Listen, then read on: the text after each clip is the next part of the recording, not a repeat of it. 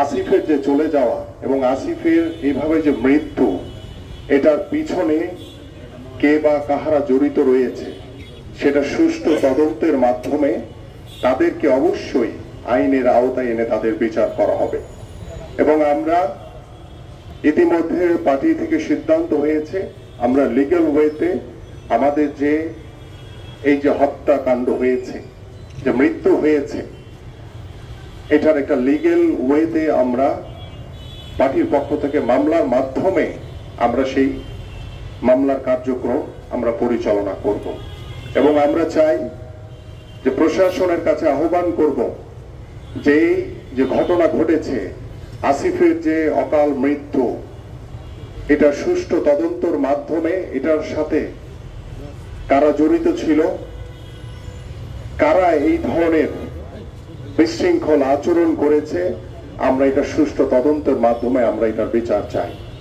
কারণ আপনারা জানেন যে গত 17 বছর দীর্ঘ ওই স্বৈরাচার আমলে বাংলাদেশ জাতীয়তাবাদী দল বিএনপি এদেশের সাধারণ মানুষকে নিয়ে প্রত্যেকটি আন্দোলন সংগ্রামে সবার আগে রাজপথে ছিল।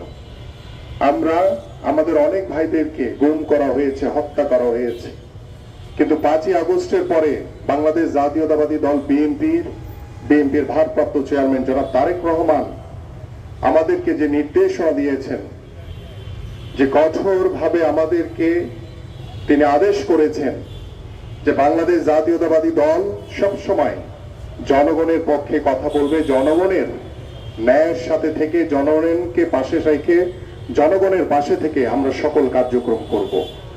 আমাদের মাননীয় ভারপ্রাপ্ত চেয়ারম্যান বলেছেন, যদি আমার দলের কেউ যদি কোনো অপরাধ করে থাকে, কোনো অন্যায় করে থাকে, তাহলে তাকে আইনের হাতে তুলে দিব, আমরা দলীয়ভাবে ব্যবস্থা নেব।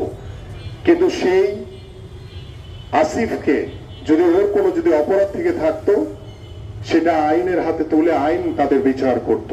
কিন্তু নিজের হাতে আইন তুলে নিয়ে এভাবে এই মৃত্যুকে আমরা কখনই মেনে নিতে পারি না।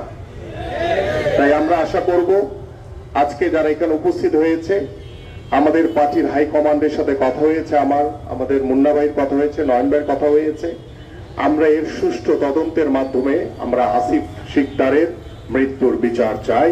এবং আমরা আজকে যারা এখানে উপস্থিত হয়েছেন সকলের কাছে আমি আহ্বান করব যে আসিফ শিকদারের জন্য দোয়া করবেন। আসিফ শিকদারের পাশে বিএনপি যুবদল থেকে শুরু করে আমরা সকলেই আসিফের পরিবারের পাশে রয়েছি, থাকবো ইনশাআল্লাহ। এবং আসিফকে যাতে আল্লাহ পাক জান্নাতে উচ্চ মাকাম দান করে, আপনারা সকলেই আসিফের জন্য দোয়া করবেন। সবাইকে ধন্যবাদ। আসসালামু আলাইকুম ওয়া রাহমাতুল্লাহি ওয়া বারাকাতুহু।